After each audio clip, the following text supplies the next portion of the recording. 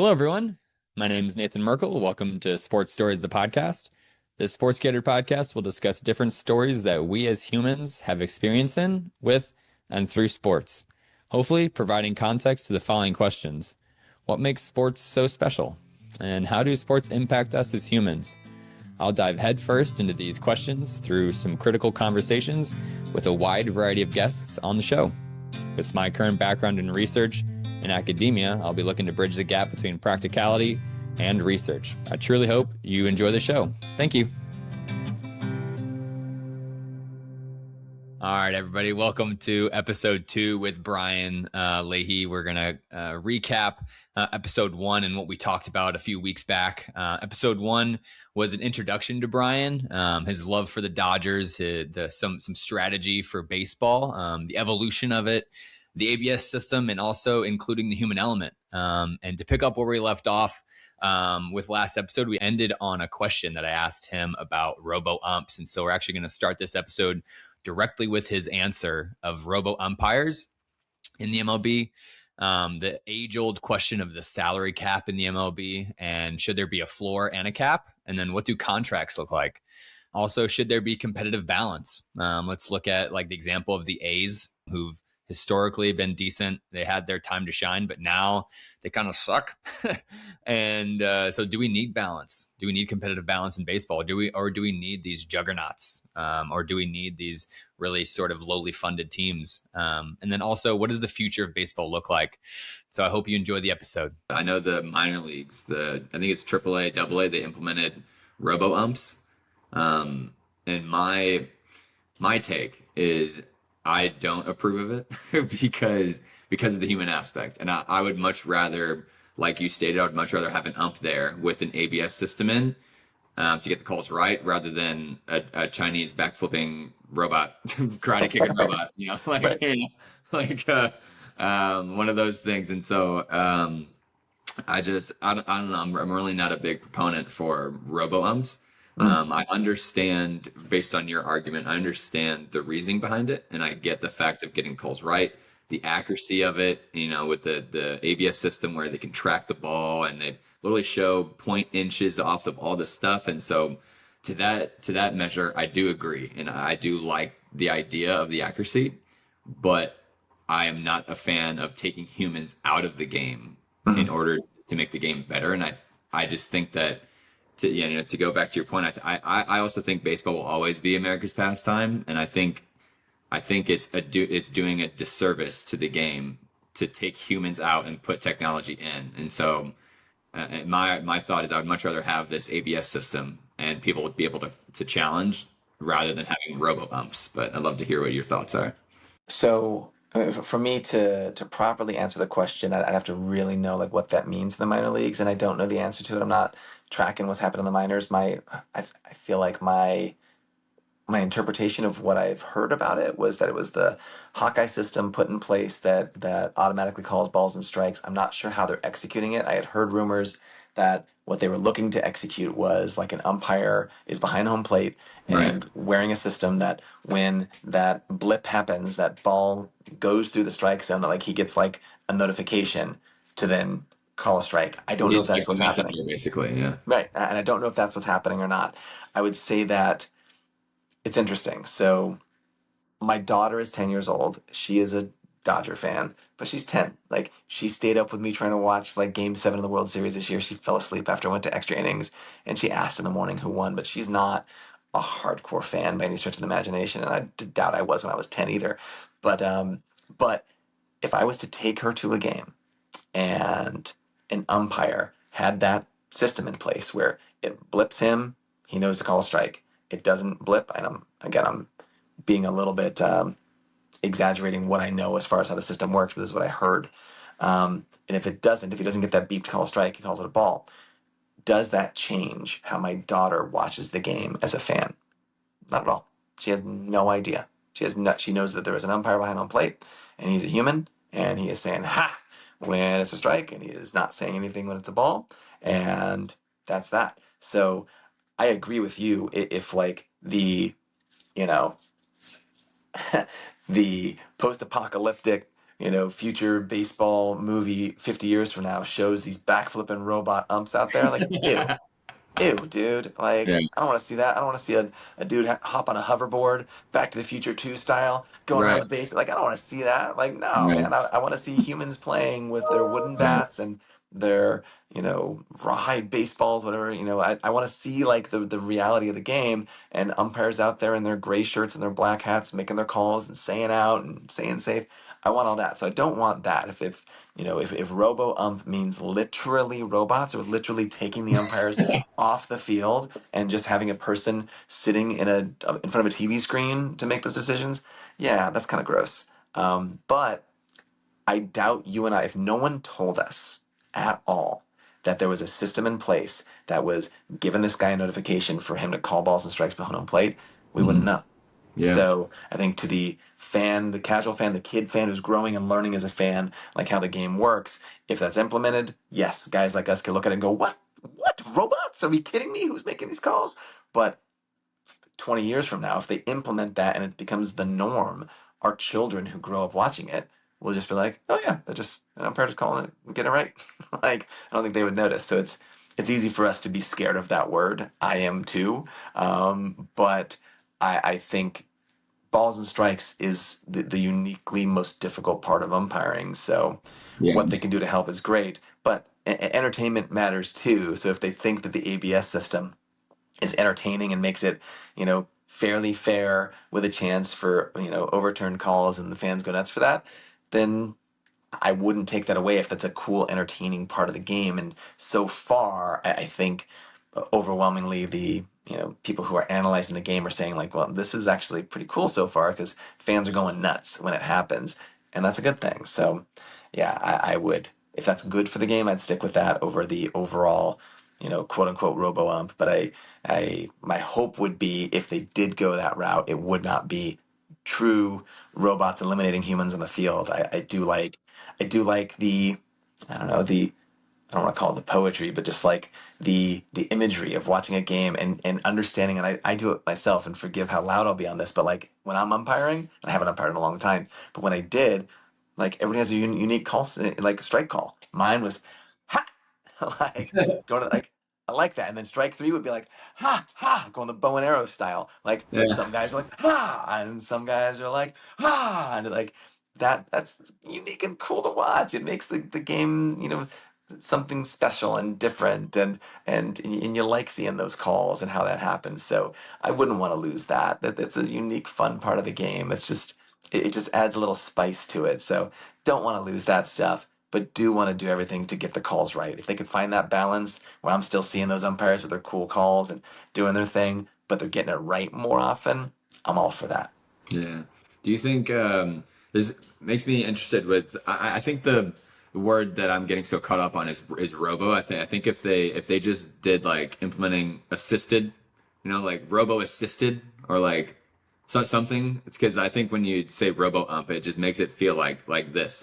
We're literally putting an AI chatbot behind home plate and they'll be spinning a ball, strike, whatever, and it'll come out and tell you. But I think if it's like humans being assisted by robo, I fully agree. I think that would be the better way of doing it. But I wanted to ask this question with the implementation of VAR, video assistant referee, with like soccer overseas, and now I think in the MLS a bit. Like if a goal happens or offside or a foul or anything, the ref will actually get pinged in their ear and be like, "Hey, this is the VAR. You should take a look at this." And they go and Right. go to TV and watch the replay. Do you think I'm not in tune with baseball as much, but is that present in the MLB? Like I think the only way that happens is if somebody challenges, but Right. they don't go and like like with soccer, they don't go to a TV and they don't rewatch the film. They literally like don't they have something in their ear from like New York or something, Yeah. and New York comes in and they tell them like, my thought is I think it'd be kind of cool to have like a little TV stand, Yeah. and get together and watch it live, like the live replay, and they Yeah. talk amongst themselves and they're watching the film, and then they come and make the call instead of it being from New York, because I feel like it's kind of confusing where it's coming from. Like I know obviously it's coming from the head office, but it's like, well, show us the room, like because I know at Yeah. times when you watch soccer, they show you the room where the people are at. I think Hmm. that'd be kind of cool. But in baseball, I feel like I've never seen. I feel like they're just like the Yeah. Wizard of Oz hiding behind the curtain. You know what I mean? So like, I'm just curious what you think about that. Yeah, I agree. I mean, I grew up watching the NFL as a kid, and I remember the distinctive image of NFL referees going over to like putting their eyes into this Yeah, viewfinder like get and the like thing, you know. watching this like blacked out this thing they watch, and then they come out, and then like after review, Yeah, touchdown, and everybody goes crazy, yeah. whatever. Um, I've felt that way since baseball, within the last 10 years, like it implemented their challenge system. I always was like, wait, why is it going to New York? Like Yeah. they're umpires, and the person in New York is an umpire, like who they're having, look at this and interpret and look at all these different angles. But I feel like it would be cooler to have the box, have like something that the Yeah. the umpires are looking at together. I understand maybe some of the reasoning behind it of like they want to eliminate the emotion of like the umpire who got it wrong, like being a Hmm. part of that overturn. So I guess I get that, but I don't know. Maybe there should be a different umpire that's just there, and he's like, I'm Hmm. not a part of that call, but I'm there for the reviews, and here we go. But to your point earlier about like with baseball, it is based on challenges. They don't just like review every play. It is based on a challenge system, which there's some cool things about that because again, you get it doesn't happen every play. It doesn't slow the game down. The game is so fast. There's so much happening.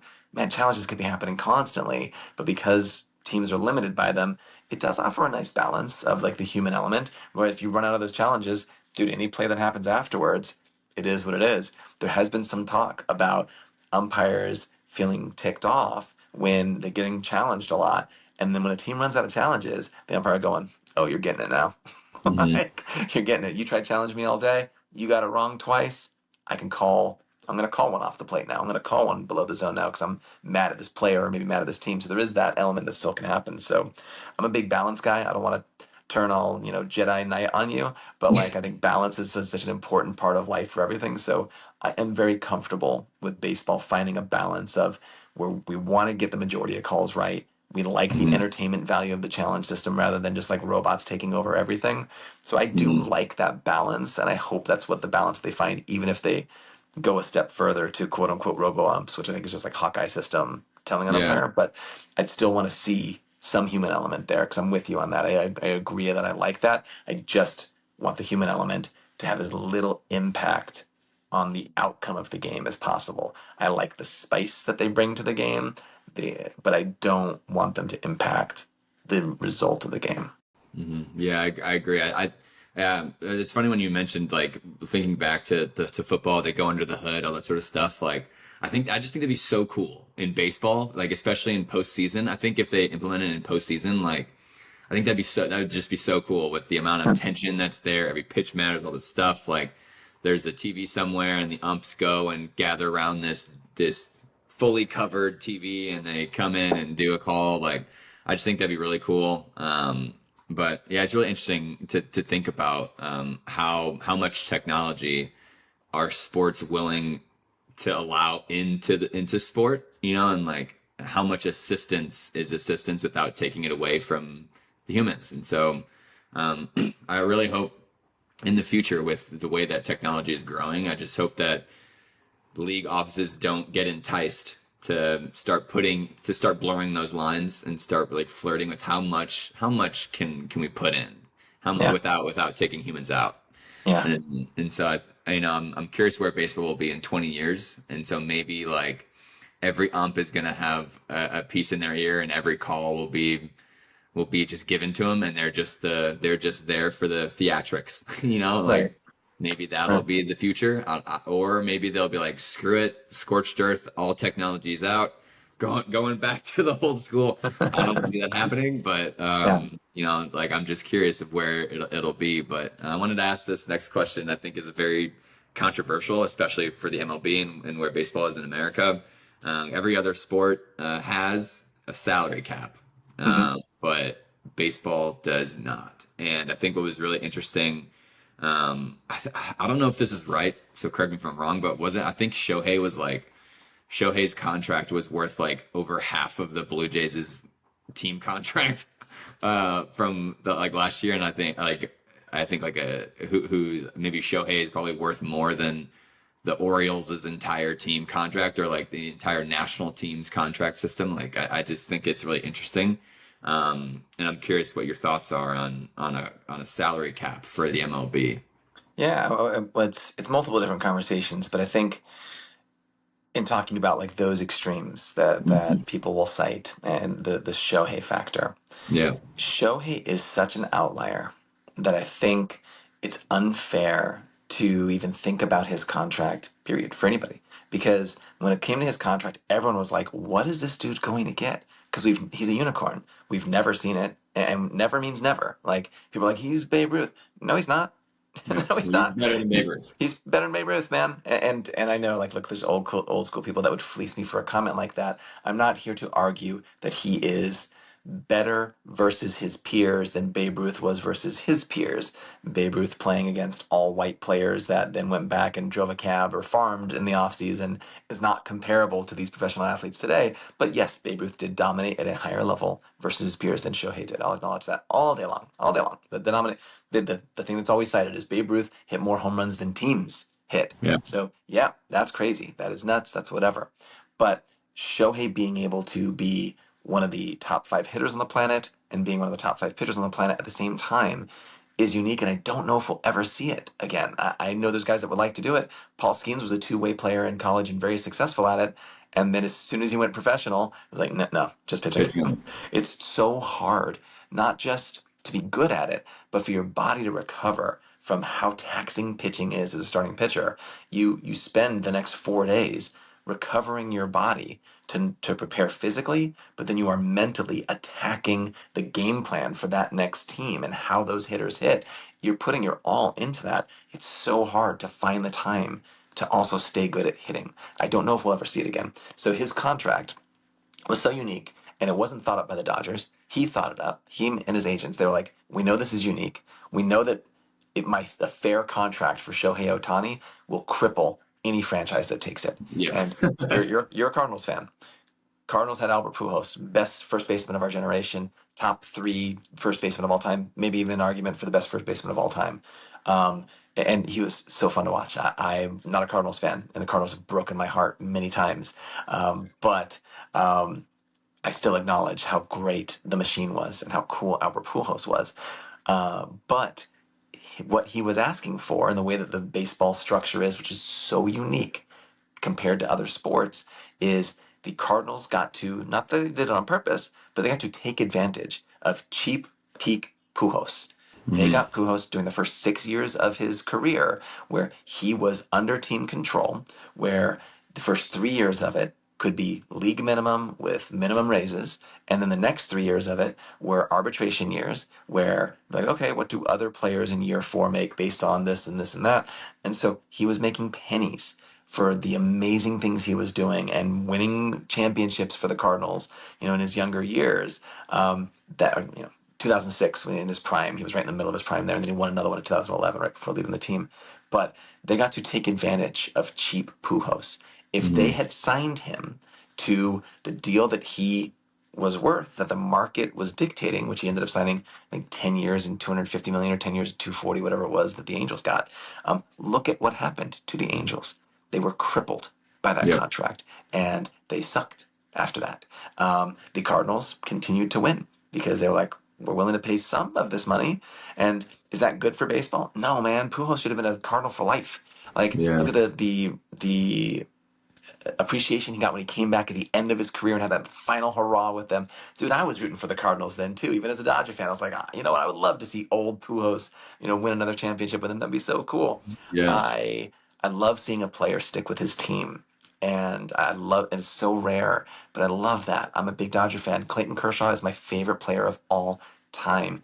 And he wouldn't be if he left after 6 years to go chase the next big contract. The Dodgers found a way to keep him around without him crippling the team. And it was amazing to watch. And even through his ups and downs, it was so cool to be like, that's our guy. That is our guy for better or for worse. Pujols should have been that guy for the Cardinals for better or for worse. And contracts hurt that. Well, Shohei was so good and so different that if you really got his market value, whatever team signs him would be crippled by that. So he and his agent came together and said, here we go. 700 million is the number. 10 years is the number. But because we're following the rules of baseball, we're going to defer that. And he's only going to take 2 million a year. And he'll defer the other 68 million. And that will make it so that whatever team signs him does not get screwed over by having him. And they presented that to the Blue Jays, they presented that to the Angels, they presented that to the Dodgers, they presented that to any team he was willing to entertain. The Dodgers were fortunate enough to be a team that he decided to sign with. After that, they didn't offer more money than the other teams. He was like, here's the deal. Do you want to do it?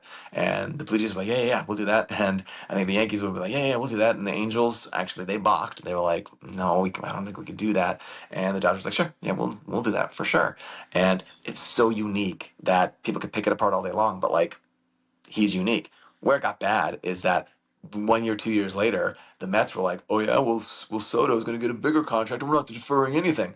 Good for you, idiots. That is going to blow up in your face for years. That's going to cripple that franchise for years. He's already on the disabled or the injured list right now, and he will continue to be later on because that's baseball. That's the way it goes when you're a big, strong, hard-hitting outfielder dude. It's a 15-year contract that he's going to be screwed for years. It's horrible to see that happen to a player and to a team, but it's the reality. So back to salary cap.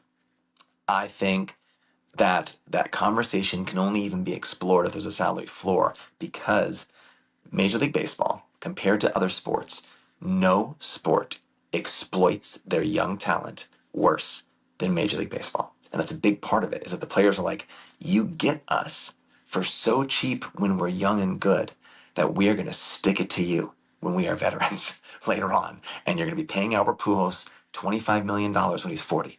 And he won't be as good.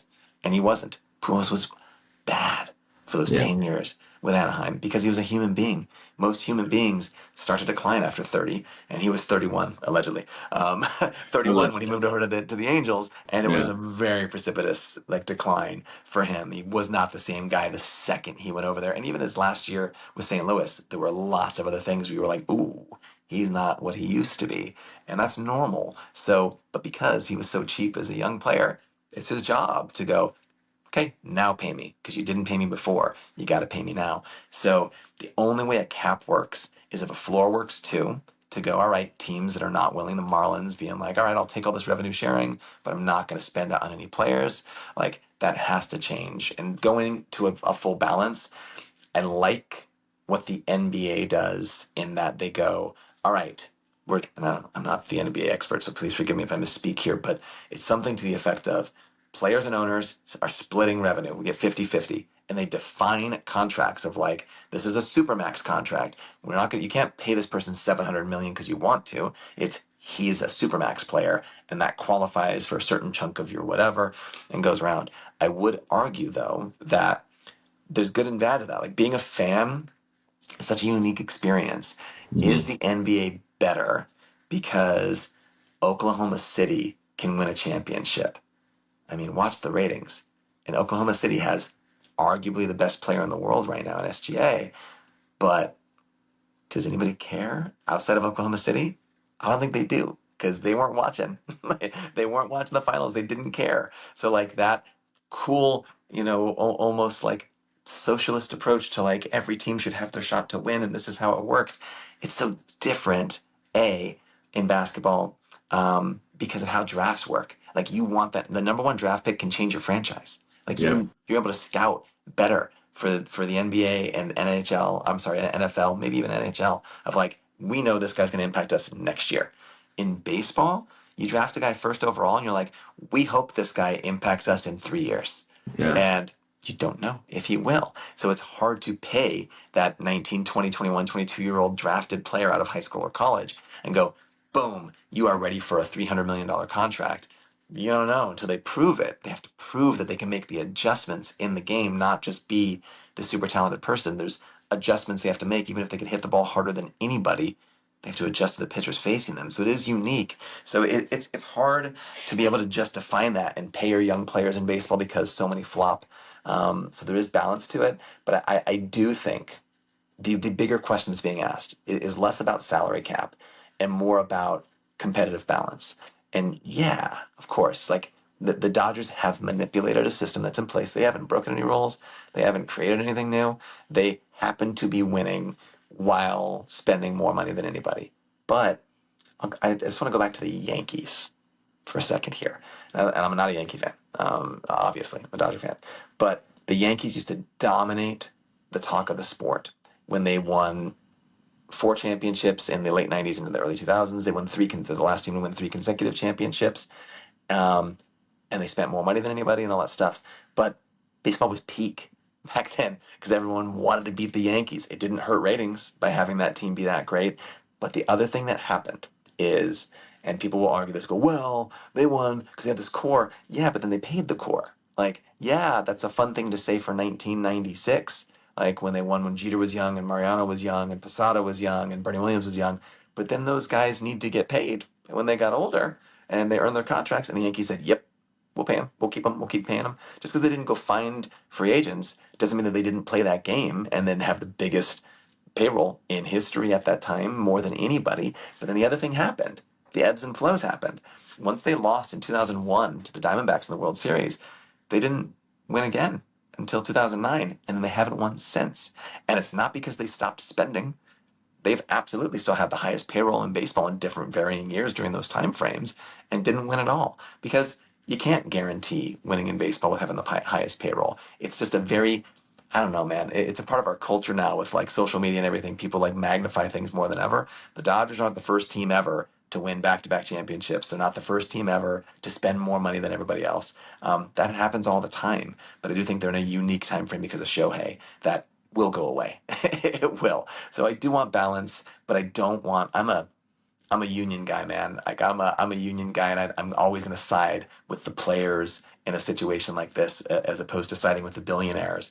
But I do also appreciate that you need the billionaires for the sport to exist. So I think balance has to happen, and I think the only way that balance happens is to go, how can we work on our revenue sharing so that the lower teams, from a revenue perspective, are required to spend the money they get on players, and that the higher teams do have more set limits so that it can be a more level playing field.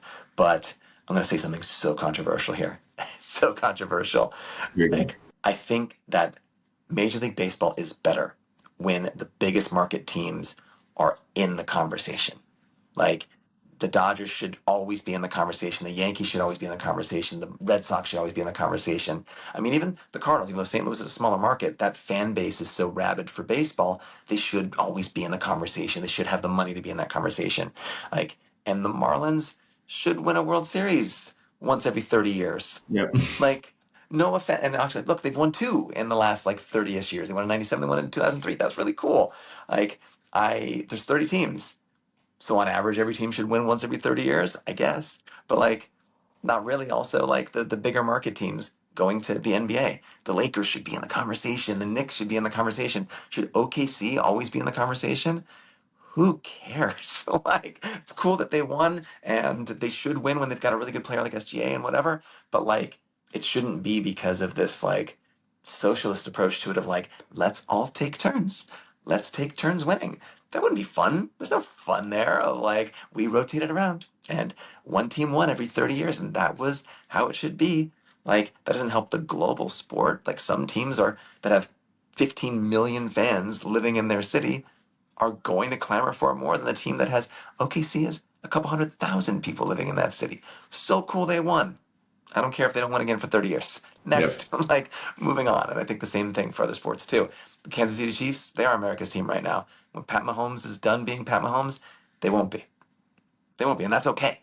That is totally okay, because it makes you, I mean, I don't know if you're a Chiefs fan or not, because like Missouri based, whatever, but like, that should make it that much more special that you won when he was there and you won when you did. And for me, check with me in 10 years when the Dodgers implode and suck, when Shohei disappears and these other guys get too old, and it doesn't matter. It'll be closer than 10 years because Freddie Freeman's old, Shohei's in his 30s, Mookie's in his 30s. Like, the Dodgers are the oldest team in baseball.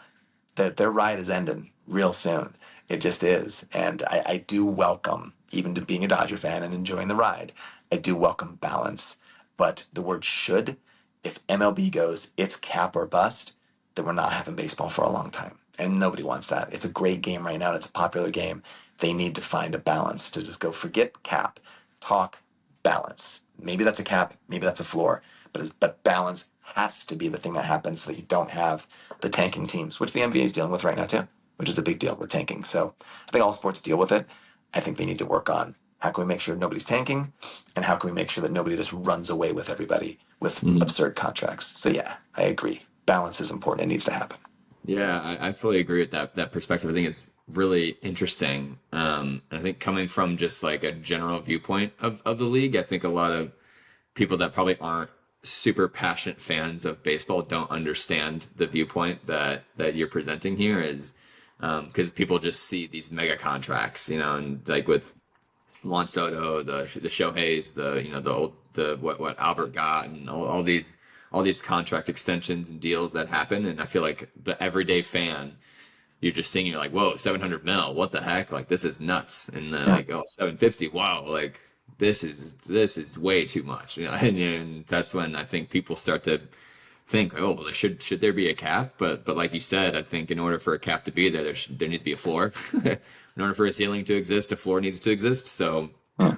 I think that's very interesting, and a phenomenal take on what the MLB should do or can do or might do. In my perspective, do I think the MLB will ever do it? I don't think so, because like you said, I think it'll take away from the nuances of the game and just like the strategy, the salary, all these things. And like in order for that to happen, they need to maybe pay the younger players more, or there needs to be a different CBA, and so I think there's just a lot of weeds and confusion in that. And I don't know when that'll ever get fixed, but hopefully at some point there will be better contracts for younger players, especially in the farm system and things like that. Like I've heard minor league teams and players are making like 30 grand. I don't know, No, even nothing. that. So Not that. Not that. Like it's far less than that for like your average minor league player who didn't yeah. sign a multi-million-dollar signing bonus. Like that's the biggest Hmm. thing is like they'll all get paid the same based on like their amount of time that they're playing down there. But those signing bonus guys are like, I signed for 9 million. That money is mine. I'm good. It's okay Yep. that I'm only making $1,000 a month right now. Like whereas the other guy's like, well, dude, I was a 20th round guy, man. I signed for 15 grand. Yeah, I put that into an account and for savings, or I paid off some student loans or whatever. And yeah, now I'm literally making $1,000 a month right now. Right. Like Yeah. it's rough. I think that yeah, baseball needs to do a better job of helping their young players and not taking advantage of them. The only sport that does that, like they're so bad to their young players. So I don't blame them for going, I did my time. I did my Yeah. 6 years of being under team control, and it's time for me to really get paid right now. And that Yeah. makes up for it's not just that I'm worth 45 million a year. It's that I was worth 20 million a year back then, 30 million a year back then. I'm making up for lost time. And Right. yeah, baseball's unique in that regard. And I'd love Yeah. to see a balance to that too, because I don't think it's good for baseball to have and Albert Pujols, to forgive me for focusing on him, but to have this dude who is this dead weight, like dragging down a team, going, well, we have a chance, we could sign these other players, but we can't because we got to pay this 40-year-old $30 million right now. Like it's undeniable that a guy will not be as good then later on. I think those massive contracts, they overwhelmingly do not work out, and that's for everyone. And the Dodgers have several of those right now that are going to be really ugly at the end, and everybody deals with that. So I would love to see younger good players get paid for their value for what they're doing, and when they should be valuable is when they should get paid, and that's the NBA does a better job of that. And I'd love to see the MLB get there so that the revenue gets shared equally between players who should be getting it when they should be getting it. And a goal for me would be it's fun to see a player get to stay with his team, for a team to find options to be like, I'm the Marlins. I have a really good player right now. Sandy Alcantara is their best pitcher right now. Would love for them to find a way to keep him, like Yeah. because fans want to come back and see their people again. I've one of my biggest joys for me in the last 20 years has been watching Clayton Kershaw because he's been there year Yeah. after year after year. So that was a fun thing for me because he was our guy, and I love seeing that for any team. So I'd love to see teams that have their special guys right now be able to find a way to keep them. Yeah. Yeah. I fully agree with that, and I'd love to And on a hypothetical, not Yep. necessarily a hypothetical, but this will be the last question to end our episode here. And we sort of alluded to it a little bit when we were talking about robo umps and the ABS system, but like a short little like snippet of what you think baseball will look like in 20 years. Like baseball goes through ebbs and flows. We're like right now we're in the era of every singles opportunity of analytics matters. Every pitch, every steal, every out, everything. And we're sort of in like the home run strikeout era, Mhm. where people are just going for homers and dingers and triples and doubles, and people are striking out more. Curious, what do you think? Maybe 20 years baseball. What's your thought of where it'll be?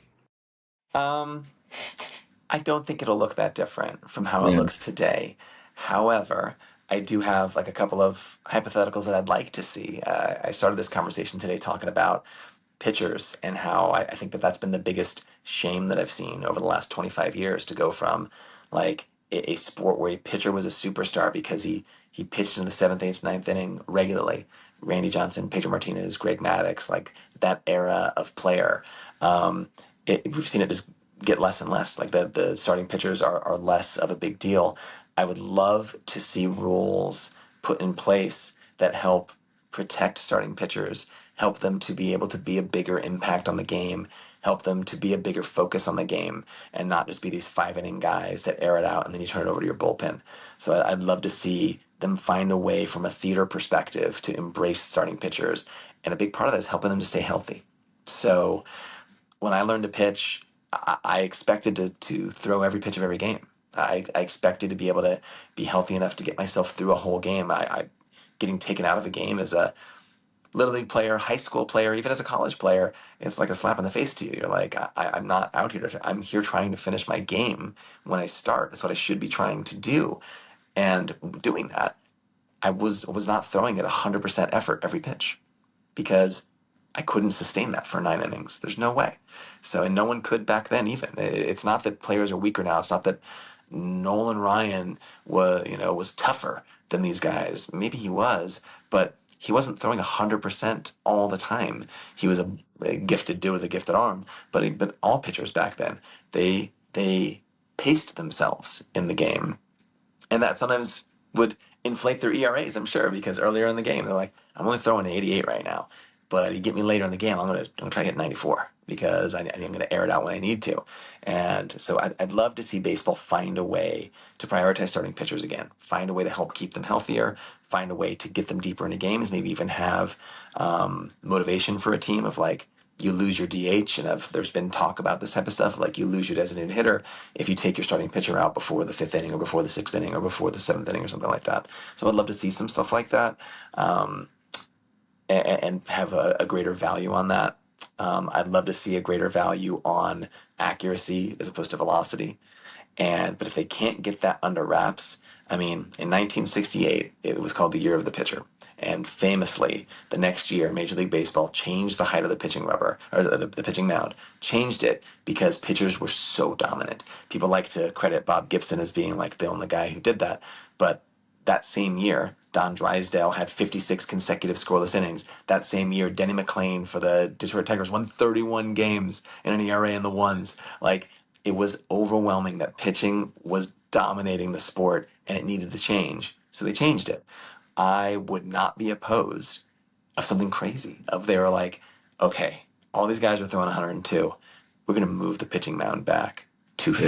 We're going to move it back 3 feet. Like we've got to turn the game back over to the offense. That's the thing that gets young fans into the game, is getting them excited about seeing hits and doubles and homers and people running all over the field. So I would not throw up at that, despite being a baseball purist that I initially rallied against or railed against the division or the designated hitter coming into the National League. I was Yeah. like, what? Like that's not National League baseball. And now I've totally turned the corner on that. I am a guy who's been, like, well, the game is great how it is, and then I see some changes. I'm like, okay, okay. I get that. I get that. I would not be opposed to finding a way to level the playing field from these guys who are throwing 102 miles an hour all the time. Right. So, where does the game go? I bet it'll look very similar in 25 years to we can We can put a pin in it and talk about this again then. But I bet it'll look very similar because the game's a great game, and they've found a way to keep it a great game. And despite being different from where I was 25 years ago, I still love watching baseball just as much as I did back then. And it's got some cool superstars and some fun things happening.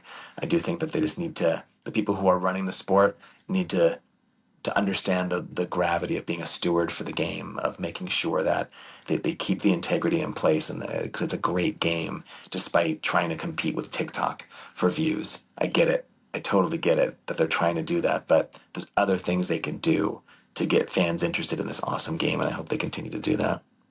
Yeah, I fully agree with that, and I am also very curious of where the next 24 years will go.